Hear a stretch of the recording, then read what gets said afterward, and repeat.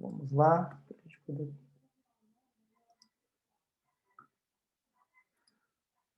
começar a nossa aula de hoje. Já estamos gravando.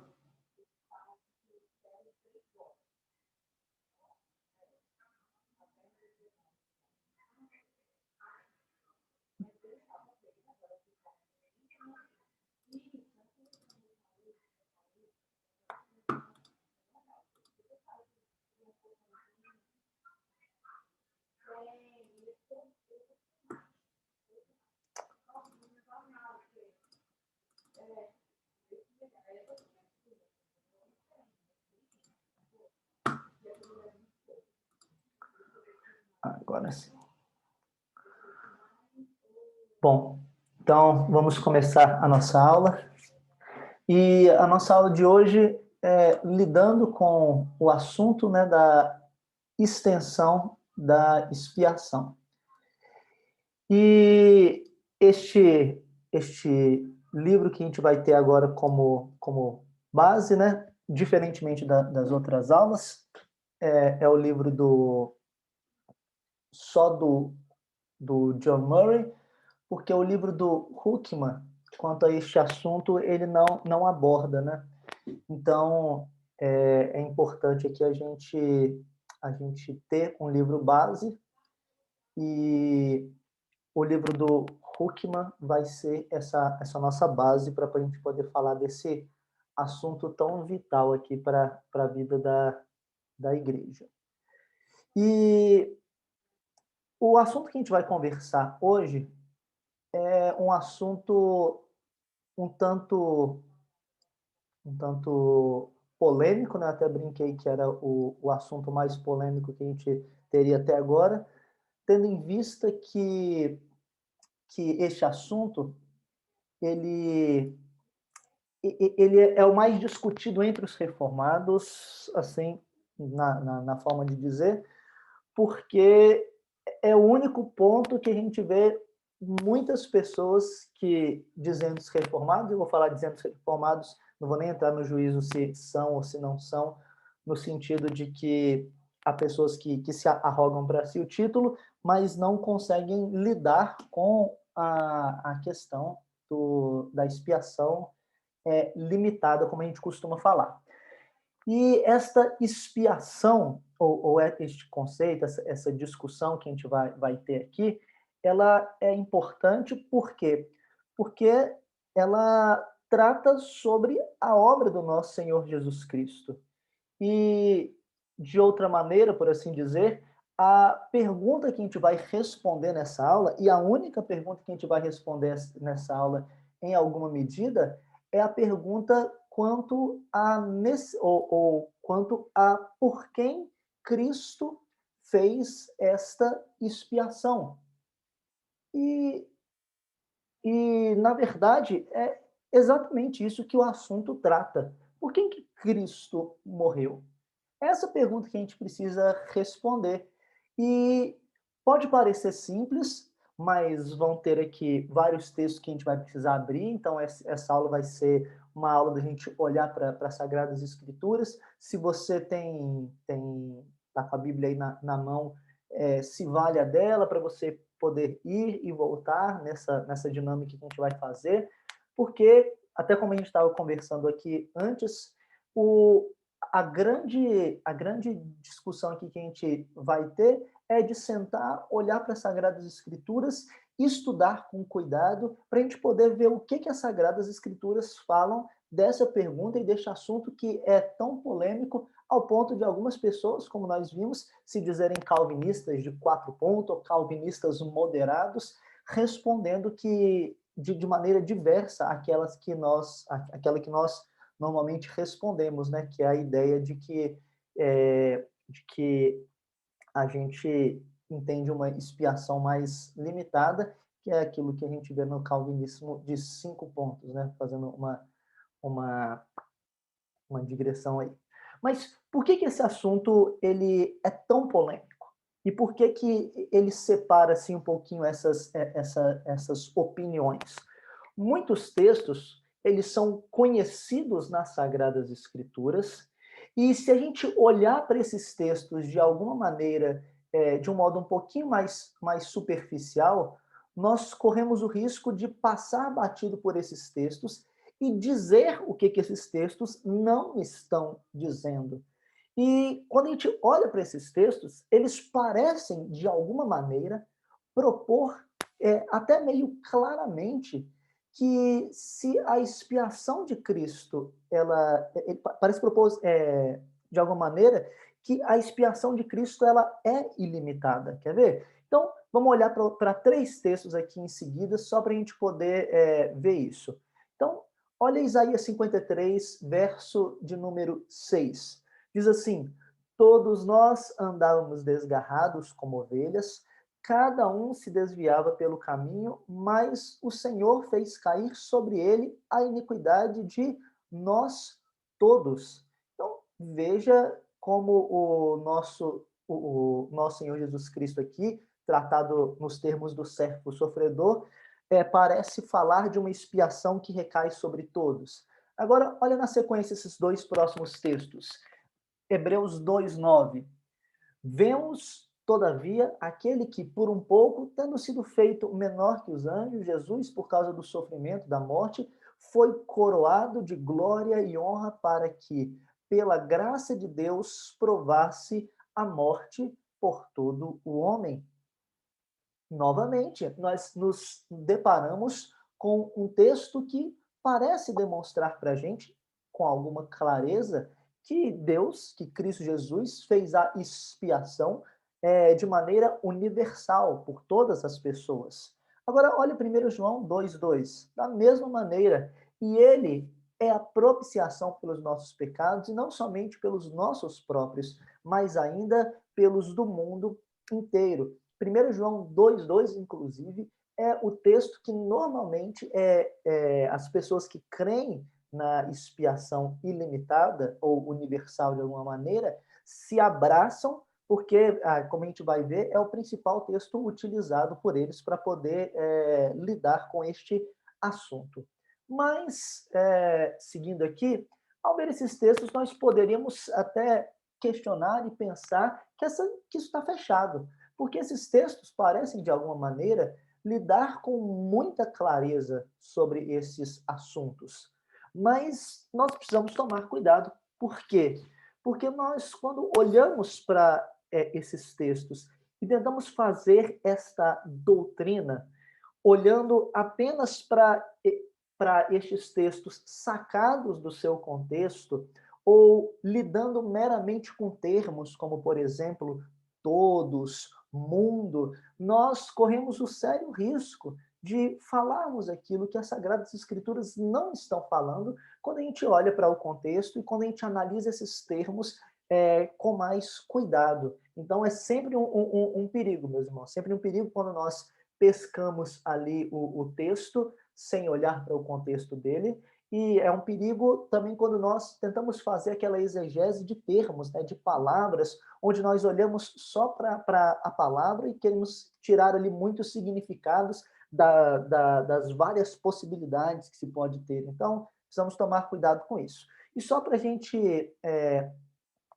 observar como a gente pode olhar para esses termos, mundo, todos, e em outros contextos, ver que se a gente tentar utilizar ele como todas as pessoas, a gente vai ter sérios problemas, o John Murray vai trazer aqui alguns exemplos. E esses exemplos são bem interessantes. O primeiro deles é o seguinte, Romanos 11, verso de número 12. Ora, se a transgressão deles, aqui está falando Israel, né? É só um explicativo, redundou em riqueza para o mundo e o seu abatimento em riqueza para os gentios, quanto mais a sua plenitude. E seria possível a gente dizer que a transgressão de Israel trouxe riqueza para cada pessoa que já existiu? A palavra mundo aqui não deveria incluir até os próprios israelitas, como é o uso comum de mundo, se a gente for falar do mundo inteiro? Ou será que o termo mundo aqui, né, que é a interpretação correta, apenas uma pergunta retórica, ao invés de falar de todas as pessoas de todas as épocas, está aqui fazendo uma referência aos gentios, pessoas de outras nacionalidades, de outros locais do mundo que não apenas os judeus. Então, esse que é o ponto. Se esse texto a gente olhar como mundo, todas as pessoas, a gente abarca inclusive os israelitas. Mas, veja só, outro exemplo. Romanos capítulo 5, verso de número 18. Pois assim como por uma só ofensa veio o juízo sobre todos os homens para a condenação, assim também por um só ato de justiça veio a graça sobre todos os homens para a justificação que dá vida.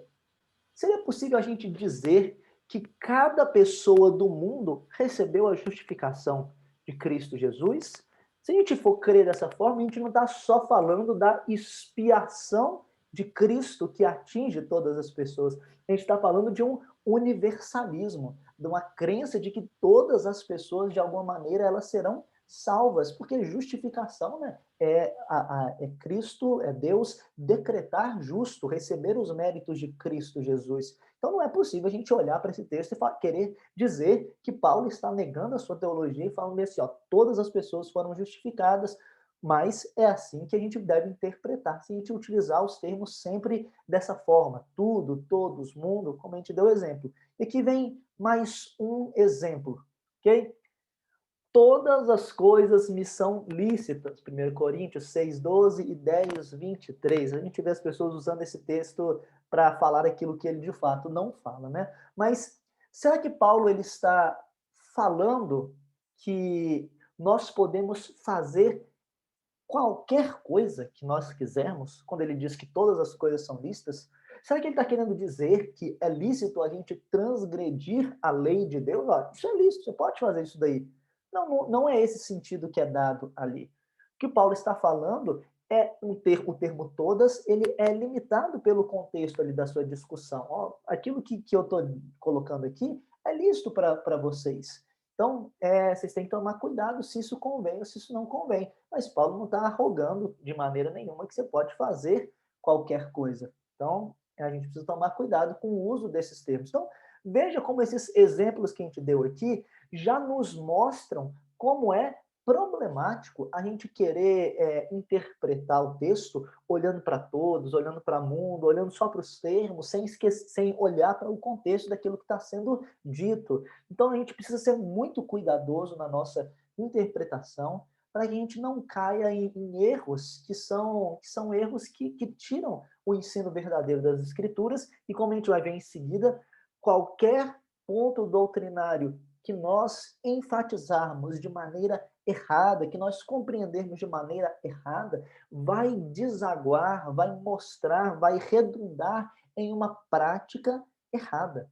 Então, crer na expiação como universal vai trazer práticas e vai trazer consequências para a compreensão tanto doutrinária quanto nos seus desdobramentos da vida da igreja. Então, só para a gente poder dar uma rápida explicação, e veja, eu não vou me deter com detalhes em cada um desses textos, eu vou simplesmente, como os irmãos já têm aí as apresentações de slide, eu vou simplesmente passar aqui por breves explicações no texto, para que a gente perceba que esses textos eles não estão falando de fato aquilo que se está dizendo deles numa olhada fora do contexto. Então, se você olhar para Isaías 53, verso de número 5, verso de números 11 e 12, a gente vai ver que os termos, eles deixam de ser termos que se referem a algo dito para todas as pessoas e são colocados como sinônimo de muitos. Então, por exemplo, como está no verso 11 e 12, Cristo ele leva a iniquidade de muitos sobre si. Então, veja que todos ali não se refere a todas as pessoas do mundo, mas claramente, como a gente vê no verso 11, no verso número 12, sobre aqueles que, de todos os povos, línguas, raças, nações, todos aqueles eleitos de Deus. Então, a paz, ela só pode ser experimentada pelos justificados, como a gente vai ver lá no verso de número 5. Então, a gente não pode falar que o castigo de Deus recaiu, trazendo paz para aqueles que não receberam a salvação. Então, a gente sabe que não é isso. Então, por exemplo, Hebreus, no capítulo 2, verso de número 9, que nós citamos ali agora há pouco, se você deixar de ler só o verso de número 9 e ler também os versos 10 e 11, depois você faz isso aí na sua casa, ou abre aí se você tiver um tempinho, nós vamos ver que logo na sequência os sinônimos novamente vão ser usados. Então, em vez de todos, vai ser usado muitos. Então, como é que você explica que o muitos, se você quer falar de pessoas, todas as pessoas? Então, não tem como a gente compreender dessa maneira.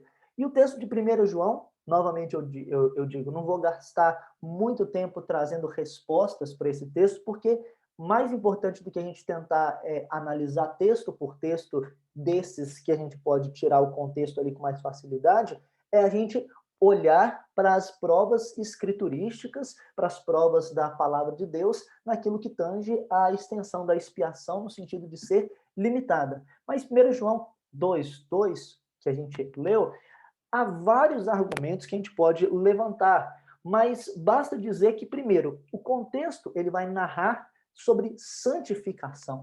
A propiciação tem a ver com o pagamento do pecado em si. Se a gente falar sobre propiciação do pecado do mundo inteiro, a gente vai estar falando que Cristo Jesus ele pagou por pecados, que pagou pelos pecados das pessoas, e essas pessoas receberam esses benefícios da propiciação, do pagamento desses pecados, mas de pessoas ímpias. Então, não tem a ver com, não tem ligação lógica com aquilo que, de fato, é a propiciação. O ponto de número 2, a ligação anterior, fala sobre a ação de Cristo como advogado pelos seus. Ou seja, novamente, o contexto que a gente tem que destacar aí é um contexto de ação de Cristo Jesus a favor dos seus.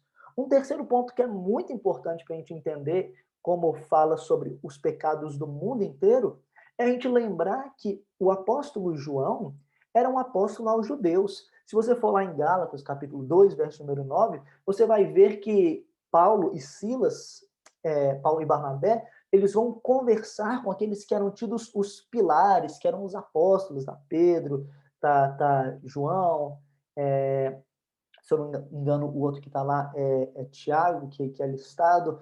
Enfim, mas pessoas que ficaram para os judeus e pessoas que foram enviadas para os gentios. João era alguém que ficava com os judeus. Então, quando João fala sobre propiciação, sobre o mundo inteiro, é no sentido de pessoas fora da nacionalidade judaica, quebrando ali alguns paradigmas dos judeus. E, por fim, também lembrar que a regra de ouro da interpretação bíblica é a doutrina sedimentada nas escrituras, aqui é mais clara, lançando luz sobre as questões mais complicadas. A gente vai ver, a partir de agora, muitos e muitos argumentos que eu creio que vão deixar, assim, bem sedimentado o fato de que é uma verdade das Sagradas Escrituras que a expiação ela precisa ser limitada. E tendo isso sedimentado, a gente olha para os demais textos entendendo aquilo que está sendo explicado, olhando, claro, para o contexto, sem precisar forçar nem nada, mas com interpretações bíblicas corretas, ok? Então, antes de prosseguir, é preciso tornar claro uma coisa aqui. Aquilo que não está envolvido no assunto. E não está envolvido nessa discussão alguns benefícios que são desfrutados pelo homem, inclusive os homens descrentes, em virtude da morte de Cristo. Ou seja, o domínio da mediação de Cristo é universal. Cristo é rei sobre todas as coisas. É o nome que está acima de todo nome. E no reinado de Cristo, há benefícios que são desfrutados, inclusive pelos descrentes. Então, o Murray vai deixar isso claro. Negar a expiação universal não é necessariamente trazer consigo a negação de alguma relação que os benefícios desfrutados por todos os homens possam ter com a morte de Cristo Jesus e a sua obra consumada. Então, há benefícios que são experimentados aí até pelos descrentes, né, debaixo do reinado de Cristo Jesus, que são ligados, né, com o caráter da expiação, mas que não estão ligados necessariamente com a pessoa ter recebido a obra de expiação, ok? Então, qual que é a pergunta que nós estamos respondendo essa noite? Mais uma vez, a gente precisa voltar para ela, para que a gente possa resgatar isso na nossa mente e voltar, de fato, agora aos argumentos e à explicação dessa pergunta. Por quem Cristo fez a expiação? E no lugar de Cristo, ou seja, uma outra forma, no lugar de quem Cristo se ofereceu como sacrifício, é mais fácil, inicialmente, nós começarmos mostrando a impossibilidade da universalização da expiação nas Sagradas Escrituras, como a gente vai ver agora. Então, a gente vai começar falando, não respondendo de maneira afirmativa, mas mostrando a impossibilidade do contrário, ok? Então, veja só, o primeiro ponto a ser destacado é que a redenção não significa, e esse é um ponto que precisa estar claro para nós, redenção nas Sagradas Escrituras não significam nunca a possibilidade de resgate. Não, quando a gente fala dos termos de redenção, nós não estamos falando de ser colocado em uma posição, como o autor vai chamar, de resgatabilidade, mas sim de que Cristo, de fato, comprou e buscou a redenção. Então, por exemplo, olhe lá para Apocalipse 5, verso número 9, e vê se é apresentada a possibilidade de redenção aqui. Não, redenção nas Sagradas Escrituras são compradas de fato. E entoavam um novo cântico dizendo: digno és de tomar o livro e de abrir-lhe os selos, porque foste morto e com teu sangue compraste. Fato, ponto. Para Deus, os que procedem de toda tribo, língua, povo e nação. Cristo comprou de fato. Não é uma possibilidade de salvação, uma possibilidade de resgate. O que nós estamos vendo aqui é uma compra, é um pagamento específico. Cristo comprou. E as Sagradas Escrituras vão mostrar isso para a gente em outros textos. Então, por exemplo, na continuação do livro de Hebreus, veja o que a gente vê em Hebreus 9:12. Não por meio de sangue de bodes e bezerros, mas pelo seu próprio sangue. Entrou no Santo dos Santos e, uma vez por todas, tendo obtido eterna redenção.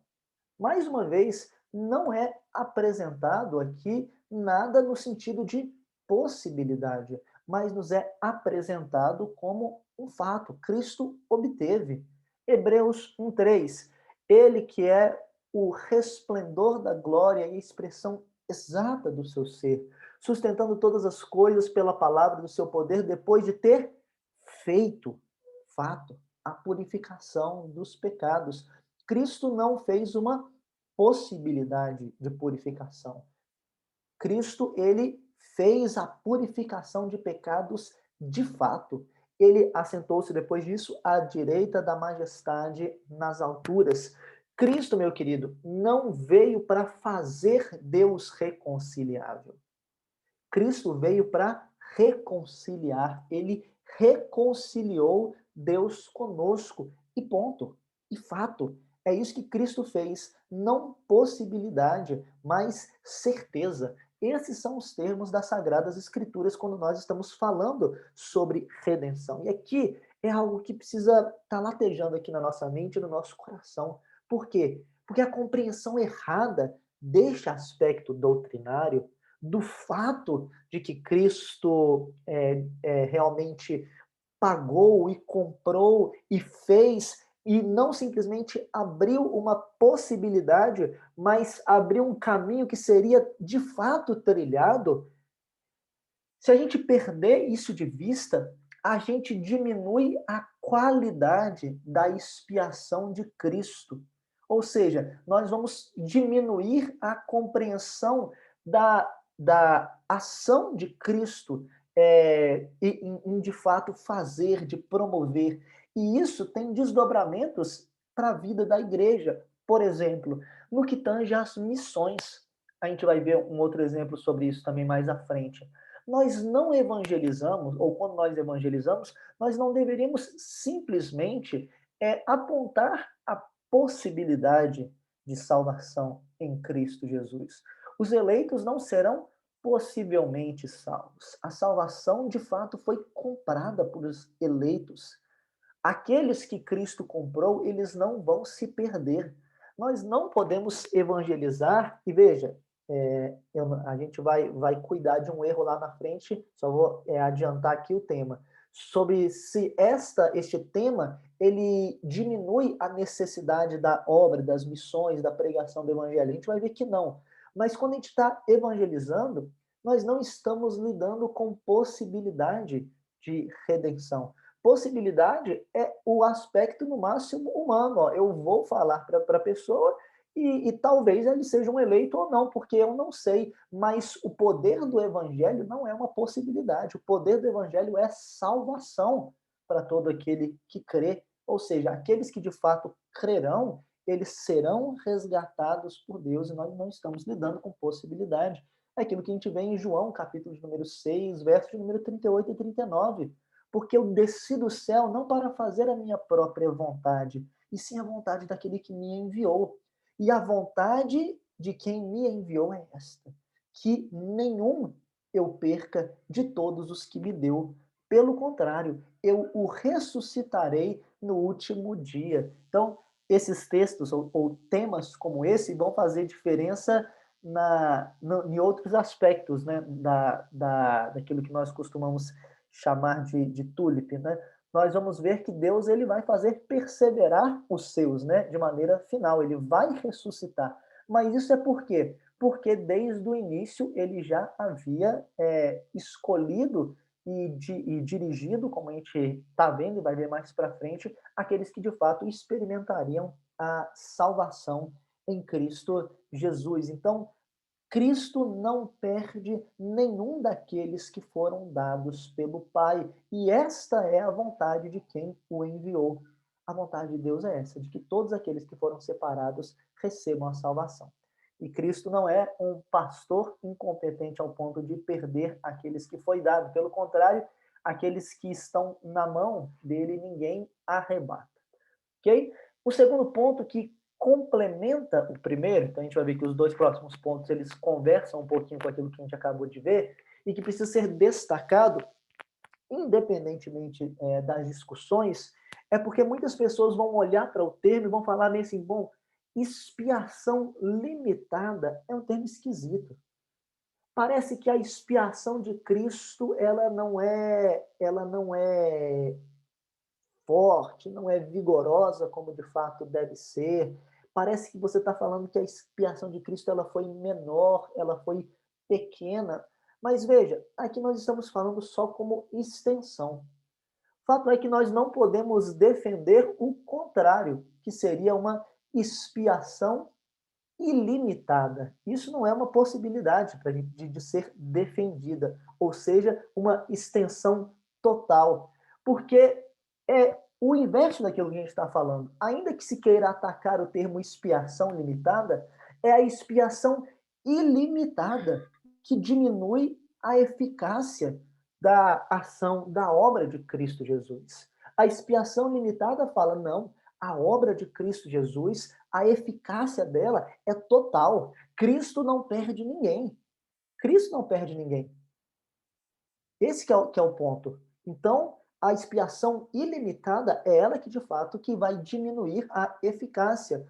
E há aqui algumas perguntas que são importantes da gente poder fazer quando a gente está lidando com um ponto como esse. Por exemplo, o sangue de Cristo foi derramado de alguma maneira inutilmente? Se a gente crê numa expiação ilimitada, sim, porque Cristo Jesus derramou sangue por várias pessoas que não aceitariam. Ou a gente pode trazer consequências até mais desastrosas, né? O sangue de Cristo Jesus ele foi derramado inutilmente, por exemplo, por pessoas que eram dadas à perdição desde o início.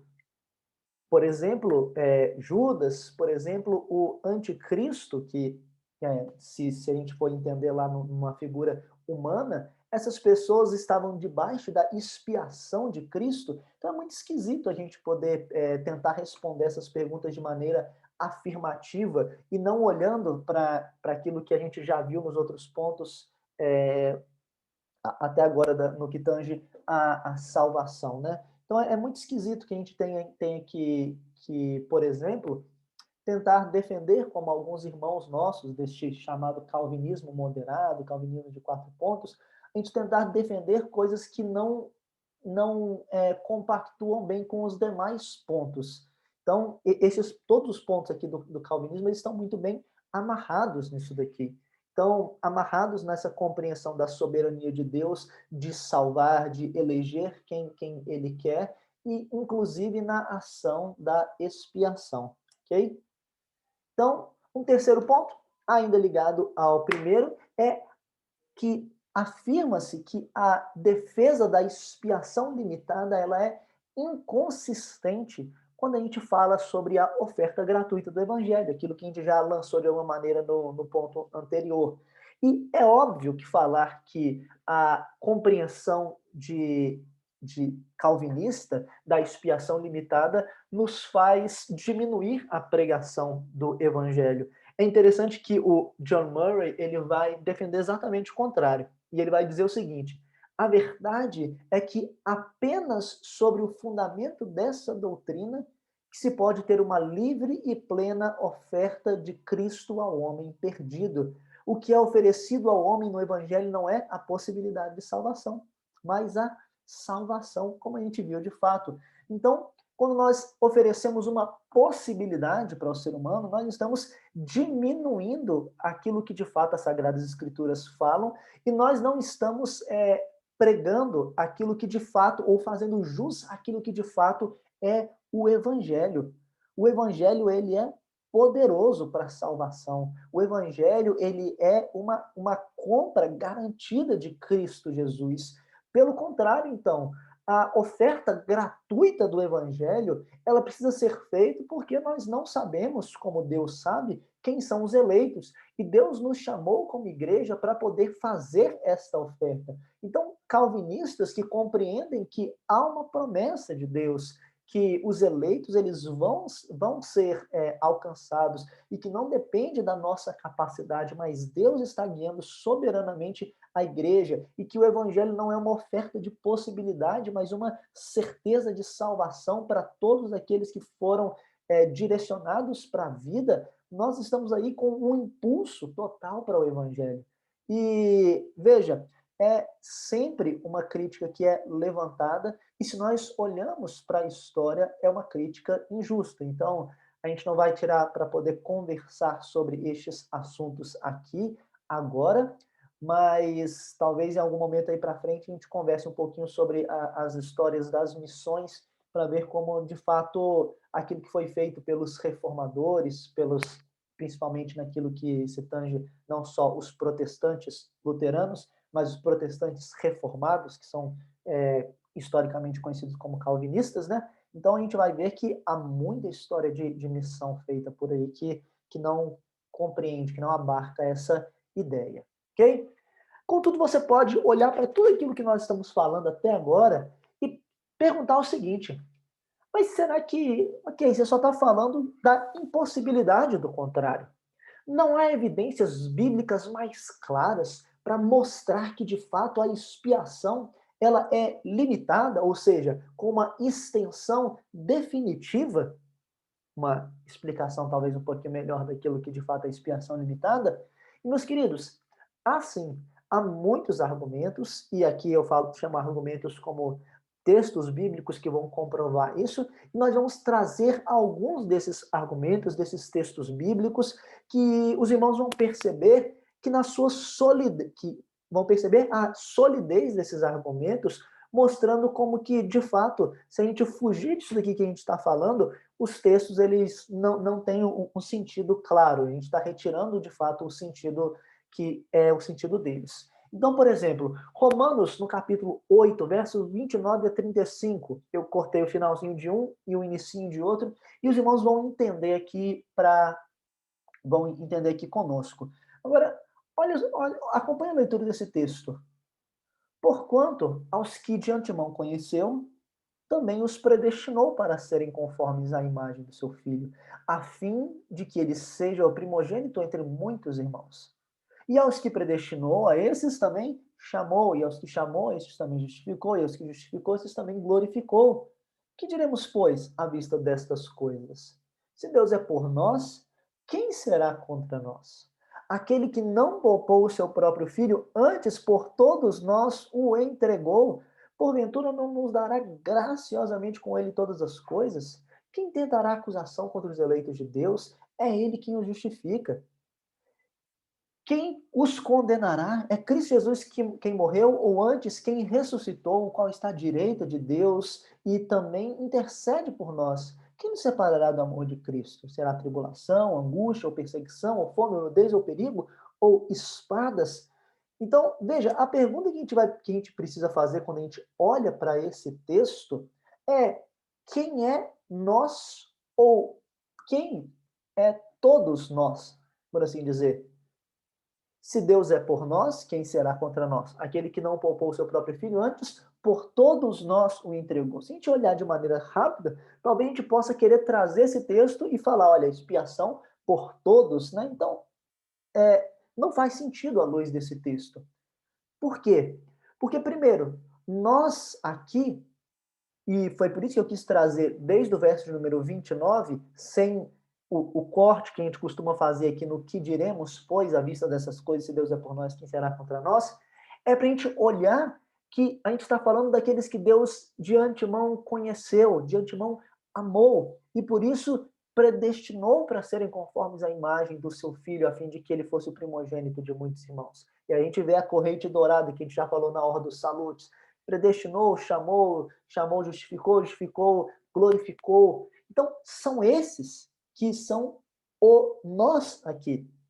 Se Deus é por nós que somos estes, quem será contra nós? E aquele que por todos nós o entregou. Então, perceba aqui, a obra de Deus em eleger em amor é completada entregando o seu próprio filho, ou seja, eles morrem e ressuscitam com ele, dando todas as coisas e garantindo que nada os separará do amor de Cristo. A obra ela é completa. Nós precisamos olhar para esse todos nós e saber que aquele que entregou o seu filho, entregou por quem? Pelos seus eleitos. É isso que o apóstolo Paulo está falando aqui de maneira clara quando a gente olha para Romanos capítulo 8, verso de número 29 e 35. Então, Paulo aqui ele vai resumir essa ação de salvação desde do conhecimento em amor, elegendo para salvação, até os efeitos dessa salvação nas nossas vidas, de maneira que nós estamos unidos indivisivelmente com Cristo Jesus. Então, veja, a doutrina da eleição, da expiação limitada e da união com Cristo, elas estão perfeitamente e indivisivelmente amarradas quando nós olhamos para aqui. Então, é isso que nós vemos quando nós olhamos para esse texto. Mas eu quero que você, tendo destacado esse texto, e por isso que a gente pegou um texto maior agora, veja como ele é aplicável em tudo aquilo que a gente vai conversar aqui para frente em muitos outros textos. E a outra forma clara de nós vermos nas escrituras é perceber que a expiação limitada, que há uma relação naquilo que a gente chama de expiação limitada, direta no fato de que Cristo morreu por aqueles que morreram nele, ou que morreram para ele, ou que morreram com ele. A morte de Cristo é literalmente a morte, a nossa morte, ou a morte dos seus eleitos. Da mesma maneira que a ressurreição é a mesma ressurreição que nós vamos ver. Então, tenha isso muito claro na sua mente, e a gente vai ver isso em todos os textos, e a gente viu isso de alguma maneira aqui anteriormente, mas esses outros textos vão aplicar muito daquilo que a gente viu ali no texto de Romanos. Então, olha aqui 2 Coríntios, aí você vai olhar para esse texto e vai falar assim, pastor, só está dando tiro no pé. Você está dando tiro no pé. Observa a leitura aqui desse texto. Pois o amor de Cristo nos constrange, julgando nós isto. Um morreu por todos, logo todos morreram. E ele morreu por todos, para que os que vivem não vivam mais para si mesmos, mas para aquele que por eles morreu e ressuscitou. Você pode olhar para esse texto e falar bem assim: nossa, está falando o contrário. Ele morreu por todos, para que aqueles que viverem, ou que vivem, não vivam mais para si mesmos. Está falando o contrário, pastor. Não é. Olha com atenção esse texto. Vê se é isso que ele está falando. Não. Pois o amor de Cristo nos constrange, julgando nós isto. Um morreu por todos, logo todos morreram. Veja, ninguém, nem uma pessoa que defenda a teologia arminiana, vai falar que aqueles que morreram com Cristo, vai falar que não cristãos, ímpios, descrentes, morreram com Cristo Jesus em sua morte vicária na cruz. Não. De maneira nenhuma isso vai ser defendido. Por quê? Porque não há lógica nas Sagradas Escrituras, não há lógica na teologia falar isso.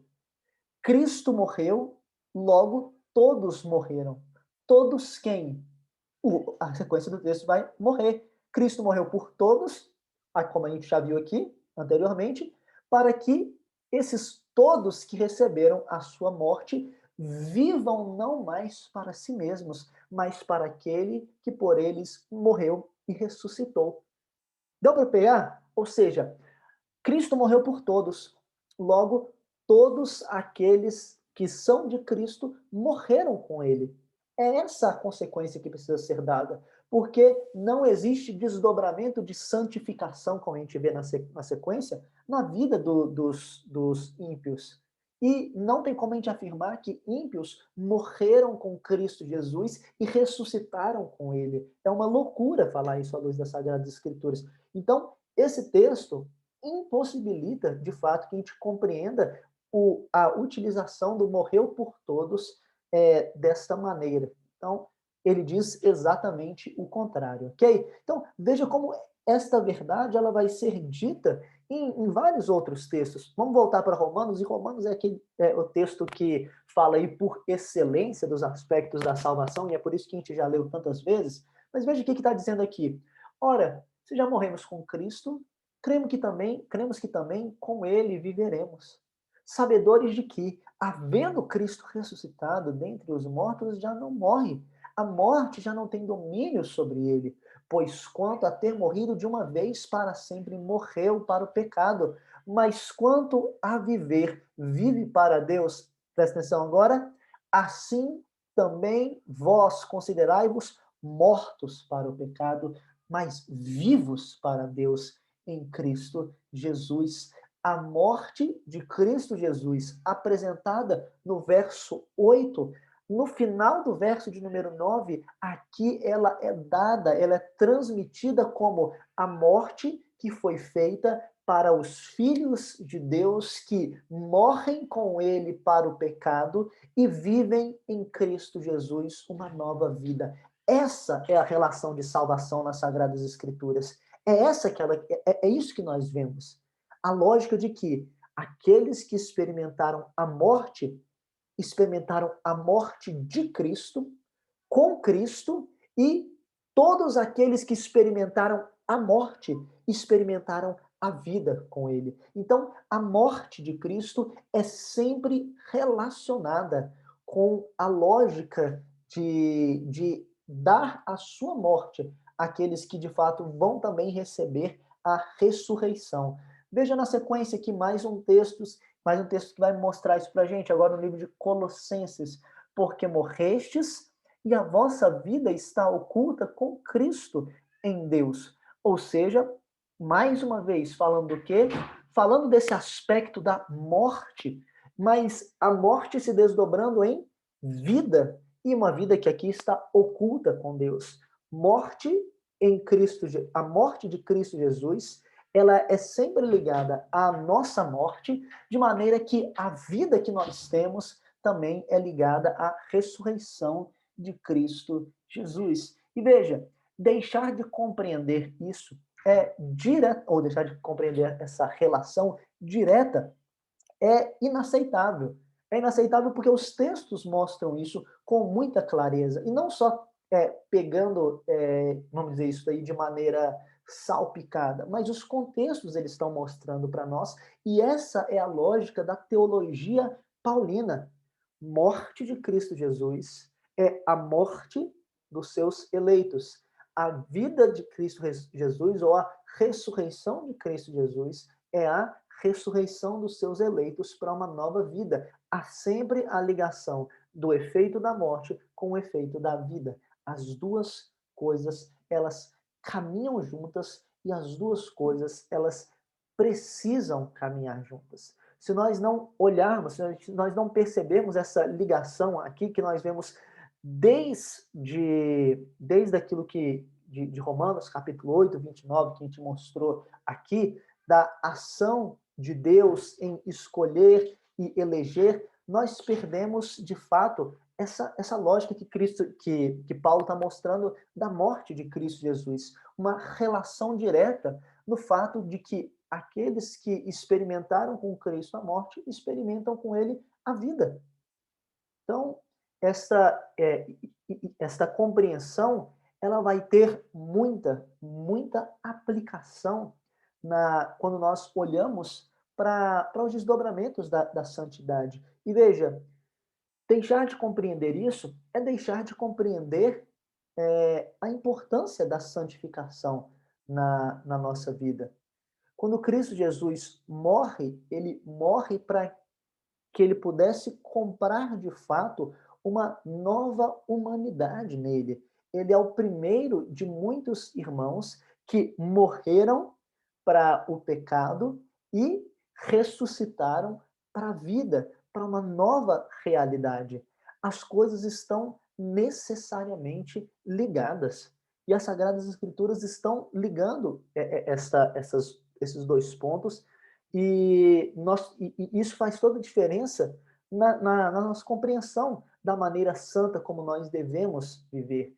Se sem as Escrituras, sem essa compreensão que as Escrituras nos dá, nós não entendemos como esse desdobramento é para a nova vida. Nós não entendemos que, da mesma maneira que a cruz de Cristo foi uma cruz em algum aspecto é, é, plural, onde nós fomos crucificados com ele, o túmulo de Cristo Jesus, como a gente vê, por exemplo, naquelas cenas muito difíceis da Primeira Guerra, da Segunda Guerra Mundial, onde as pessoas eram enterradas em valas comunitárias, em túmulos comunitários.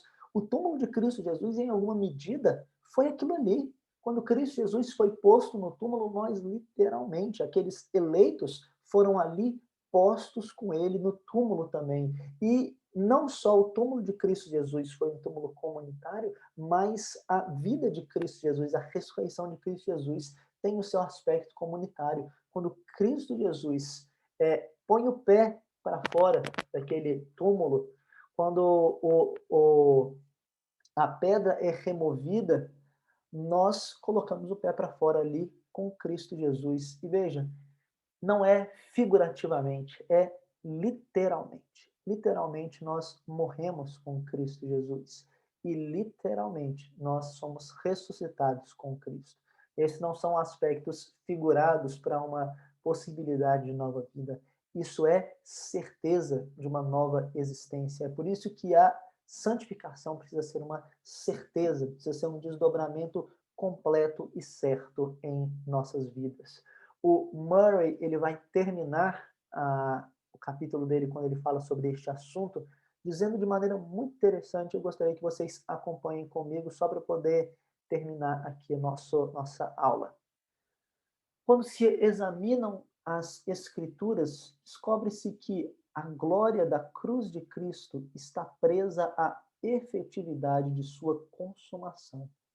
Cristo nos redimiu para Deus por meio do seu sangue. Ele deu a si mesmo em resgate para que pudesse nos libertar de toda a iniquidade.